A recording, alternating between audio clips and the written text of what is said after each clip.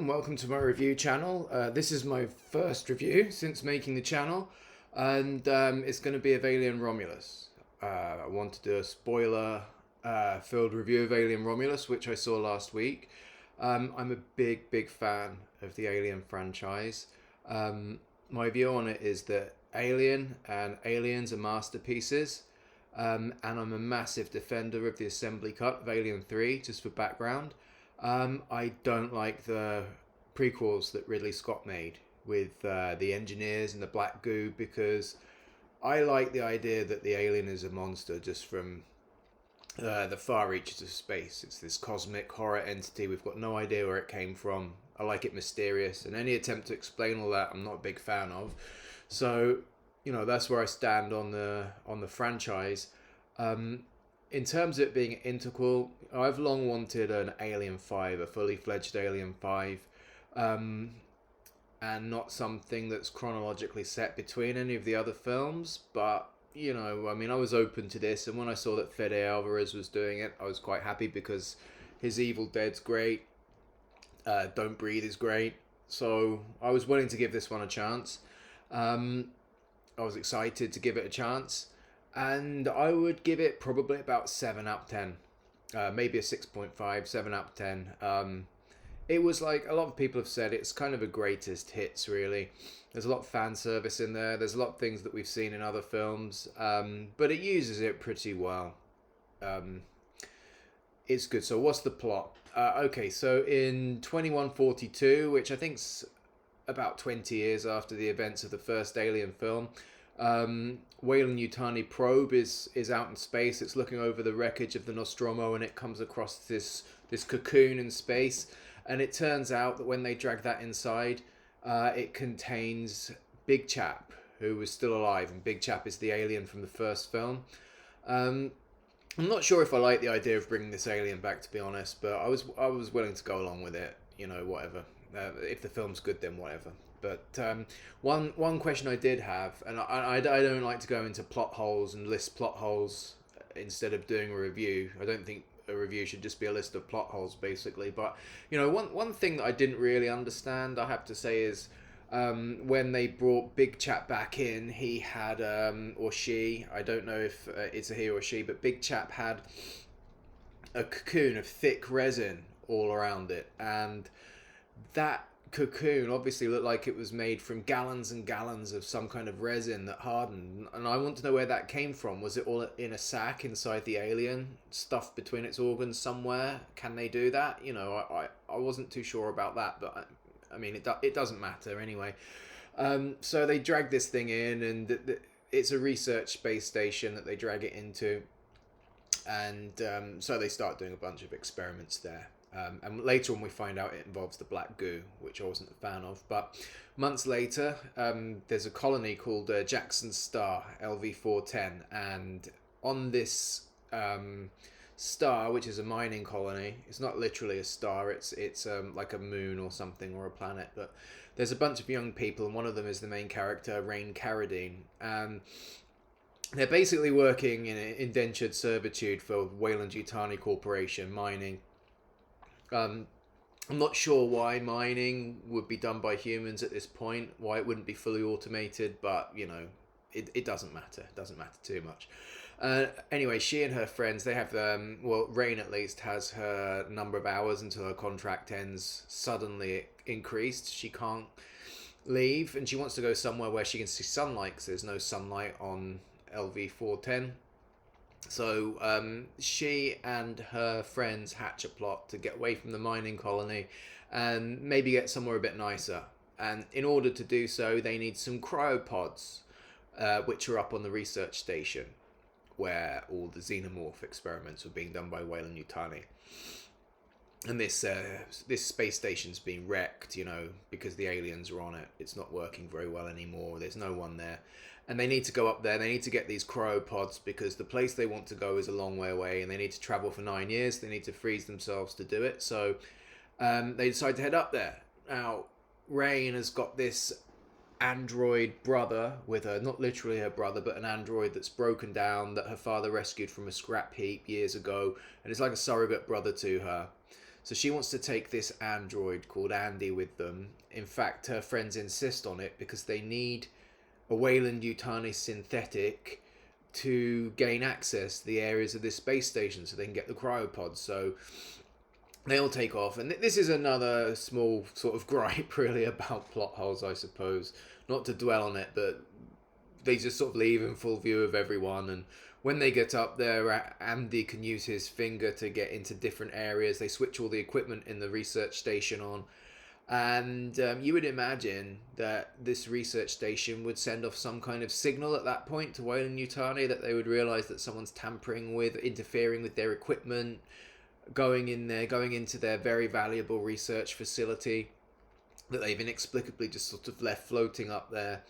And that made me wonder a bit why Weyland-Yutani weren't more engaged with what was happening to all this expensive equipment that's just sort of orbiting this star, this mining colony, moon, planet, because aliens showed them to be very a penny pinching company. Basically, they were totally obsessed with the dollar value attached to the shake and bake colony in Aliens, and the idea that they would leave all this extremely expensive equipment, research results and everything up there, and it wouldn't even send some sort of signal off when people went in there. I don't know, maybe they lost contact with it and thought it was destroyed or something like that. This is all going from memory, but all that aside, the premise is pretty solid. I mean, it was good. It was a good premise. It was believable that they wanted to be off of this this mining colony because it looked like an absolute shithole, and when they showed it, it looked great. It looked shit, obviously, but the way they showed it looked great. You really believe people wanted to be off it. And that sort of leads me into the look of the film generally. Space looked amazing. The corridors of the research facility looked appropriately dingy with retro technology. It was well shot. It was well lit. The direction's obviously a bit more modern than we got from James Cameron and Ridley Scott. So just things like camera movements and things like that are a bit more modern, but that's to be expected. I prefer the feel of the older films, but that's because I grew up with them mainly. Anyway. So they go up there to get these pods, and there's all these they go to one of the areas, there's cryo fuel or something, or a place where the pods are at, and they go in to get those, and when they go in, there's a lot of face huggers and they're all sealed in these kind of plastic sacks, and I think they've either been genetically engineered or they've been 3D printed by Weyland-Yutani, so there's no eggs needed for them. There's just banks and banks of face huggers. And unfortunately, when they're trying to get access to the fuel they need or whatever it is they need from that room, they accidentally defrost the face huggers and release them. There's a fantastic sequence there where I think it's Tyler and Bjorn, two of the male characters in the group, are stuck in this room with all these slowly defrosting face huggers that start swimming through the water at them, because it's a bit by the way, it's a bit of a flooded room. And the only person really that could rescue them at that point is the android, who's very strong. The aliens obviously aren't interested in face hugging him, but at that point he's rebooting because he's a bit damaged. They've decided to reboot him. I think they're upgrading him or something at that point, but he can't intervene and help them, and so they basically have to fight the face huggers off until he comes back online, which he does just in the nick of time. When he comes back, he's been upgraded, and I'll get into that in a second. But he then speaks completely differently after that. The actor does a great job of going from this kind of he's like a child up to that point, but after they upgrade him, he comes across as being a very knowledgeable, plugged in, highly intelligent synthetic, more along the lines of Ash or Bishop from the previous films, as opposed to this kind of childlike entity he was before when he was highly damaged. But anyway, why are they upgrading him? Well, while they're going around this this space station, they find a damaged synthetic, which is basically the same model as Ash from the first film, but it's called Rook. This time around, I assume that's a reference to Bishop, another chess piece name from the second film, but this one's called Rook, and they've CG'd Ian Holmes' likeness onto it. It looks a bit shaky at first, but I sort of settled into that. That was fine. And they decide to take, I think, either the chip from this android or from another android that they find around the place, and give Andy a new set of programming so that he will be repaired. But anyway, that's why they're upgrading Andy. When they get when they meet Rook, he knows a lot about the research that was going on in the facility. He's one of the synthetics doing the research there, and he's like a company robot. His goal is to get aliens out there so that it could be used for bioweapons or whatever else. But his stated reason for wanting to get the aliens or the black goo or whatever out is so that they can make humans into a more robust spacefaring species, because our bodies are extremely fragile as they are. So that's his stated reason. How much of that's true, I don't know. It might be wanted for bioweapons or something. But he's the figurehead in the film of the nefarious Weyland-Yutani Corporation. And that's, it looks pretty good. I think they got Ian Holmes. It looks pretty good when you get used to it. It's a bit weird seeing Ian Holmes' face being sort of plastered across. I assume they used some sort of practical effect or model or an actor to do that, but they got his widow's permission to do it, and if she was fine with it and thought he would be fine with it, then that's okay. Didn't seem too morbid to me, but I know some people sort of felt a bit shaky about it. It was all right. I would have preferred for that synthetic to be just shown, maybe from the back or very sparingly, and only to have a couple of scenes, but becomes a recurring character throughout the plot of the film. Takes up too much screen time, in my opinion. But never mind. It wasn't a deal breaker for me.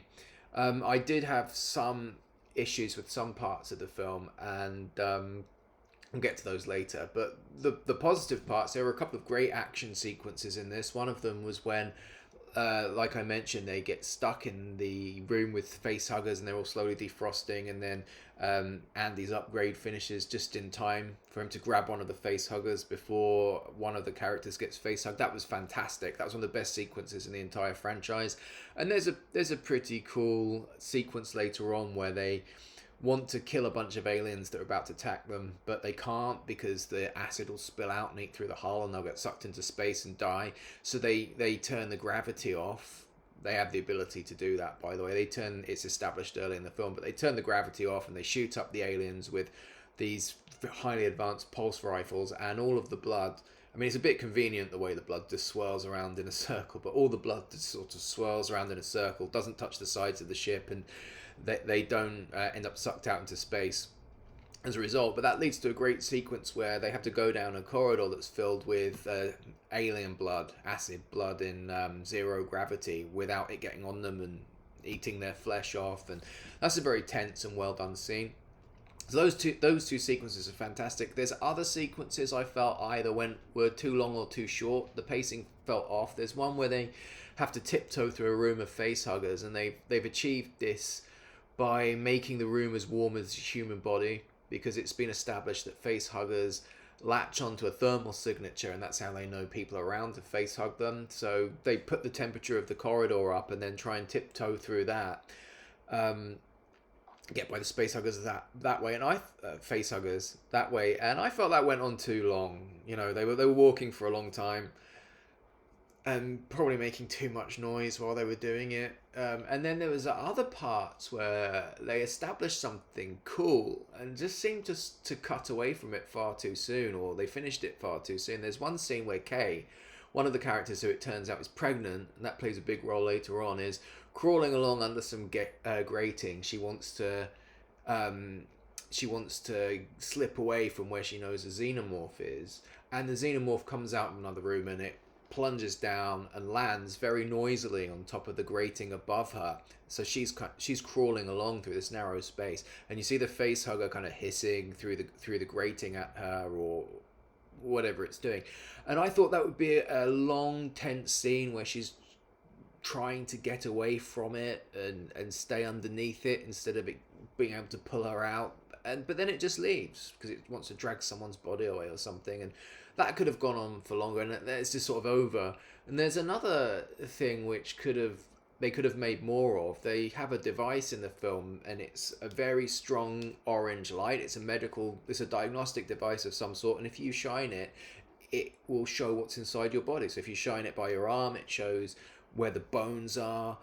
You can see right through the arm. And obviously, when you see that, you think this is going to be used later on to show an alien inside someone's chest. They'll hold it behind them, it'll illuminate through their body. Their body will become sort of transparent, and you'll see the alien inside. You're sort of looking forward to that shot. They teased it in the trailer.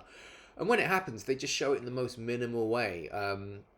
Eileen Wu's character, Navarro, I think is her name, has a chest burster about to come out, and she holds the device behind her, I think, so that you can see the chest burster inside. And they only show it, this kind of acute angle for a couple of seconds, and you don't really get to see the body horror of that for very long. They just move away from it. I don't know if that was because Disney didn't want it to be too horrific, they didn't want too much body horror in it, but given what comes later on, I think they could have gone all out with that.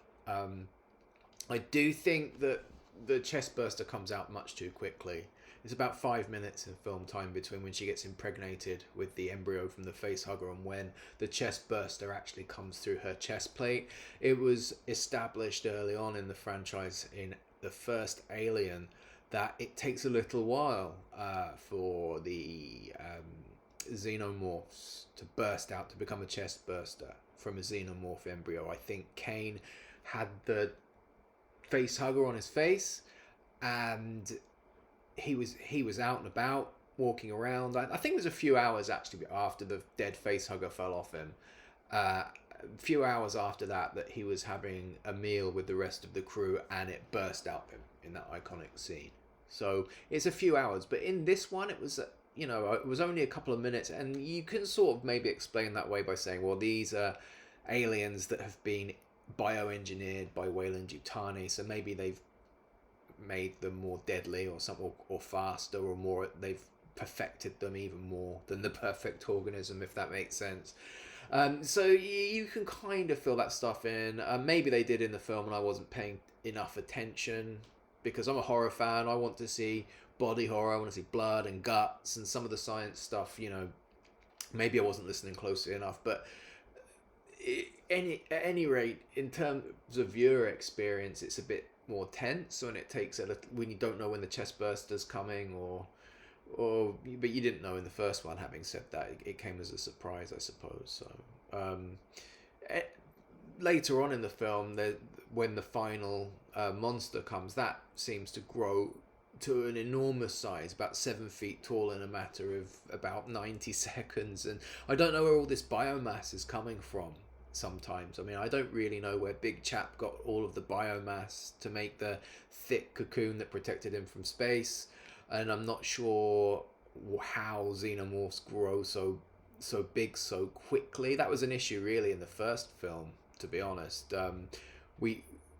Ridley Scott could have just put a shot of it, eating a rat or eating rats or something and growing quick, but that would have been a bit cheesy. I would like to see just once in one of these films to have a xenomorph in the semi-grown stage, like the teenage stage. Maybe it's got headphones and an earring in or something like that. But just a sort of a half-grown xenomorph once, so that we get some idea of how quickly it grows or what it eats. We don't see them eating very much. It could be that these ones that have been bioengineered are somehow harnessing energy from the ship, something like that. I mean, I don't know, but it doesn't matter. It doesn't matter too much. You can't think too much about films sometimes. Well, you can, but there are explanations that you can come up with. Like I said, I love the look of this film. I love the character Andy and the actor that played him. He plays this incredibly dumb, mentally incapacitated android through the first part when he's broken, but then when he gets upgraded, he turns into a Weyland-Yutani company synthetic with all this knowledge that's cold and rational, and his tone changes, his mannerisms change. That actor should get some kind of award for that. Absolutely brilliant. Some of the action sequences, like I said, are fantastic. Well, on the subject of the action scenes, I'll have to add one more thing to that, is that the xenomorphs did actually seem quite sedate in this for some reason. I felt that once they see humans, they attack them very viciously on sight. But there were a couple of scenes in this where it seemed like they were hanging back, and I don't know if anyone else felt like that. And my biggest complaint really is, I would give this probably a 9 out of 10 if it wasn't for the ties to Prometheus. And I know a lot of people love Prometheus, and I respect that. I respect that view. I think it's a good film. I think all the sort of stuff about creation, all that fable element of it's great. But I would prefer it in a different franchise. I don't like it being tacked onto Alien.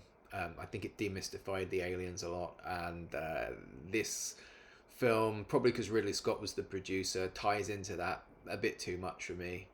And then we get this ridiculous monster at the end, which is, it's like they tried to do another ridiculous monster like at the end of Resurrection, because I'll go back a bit. Kay, the pregnant character, has injected some black goo into her, and it's caused her unborn baby to mutate, and what comes out of her grows into this engineer-like thing that's about 7 feet tall in a matter of minutes. I think it eats some of her, which doesn't really explain how it, after it's born, it eats some of its mother, Kay, and I don't think that really explains where it gets all that biomass from, but within about 90 seconds it's about 7 feet tall, and it looks like an engineer. Its head looks like an engineer. I didn't really like all that black goo stuff and that tied to Prometheus. I'd rather this just stood on its own, but that was never going to happen. And it's like they tried to do the ridiculous newborn monster at the end of Alien Resurrection. They tried to do something shocking like that. They wanted that shock factor, but Alien Resurrection did it better. Although that newborn thing isn't very popular in that, I'm indifferent to it. I think it's okay. The way it dies is entertaining and tragic.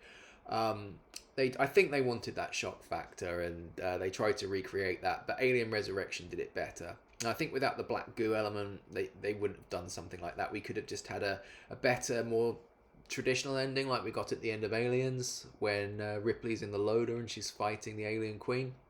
I thought that was brilliant. That's perfect. Something like that would have been better. I thought the ending of this was a bit anticlimactic. So, but all in all, if I was giving half points, 6.5 out of 10 for this, for Alien Romulus. But if I couldn't give it half points, I'd give it a 7 before giving it 6. I think it was solid, and I don't resent having paid to see it at the cinema. Don't resent having sat there to watch it. That sounds like faint praise, but given the state of this franchise after Alien Covenant, which I won't go into Alien Covenant, but given the state of it after Alien Covenant, this is a very respectable return to form. For me, I would say I put this a little bit above Alien Resurrection and a little bit below the assembly cut of Alien 3. But maybe a little bit even above Alien 3 in terms of pure enjoyment.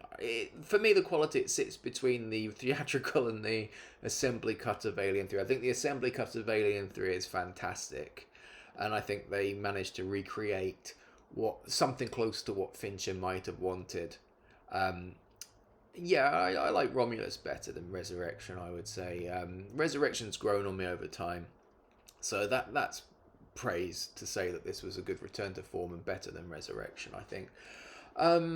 Anyway, those are my thoughts on Alien Romulus. I don't really have the plot down as tight as I should. My memory is not that great on it all, but good action sequences, looked good, acting was serviceable to good.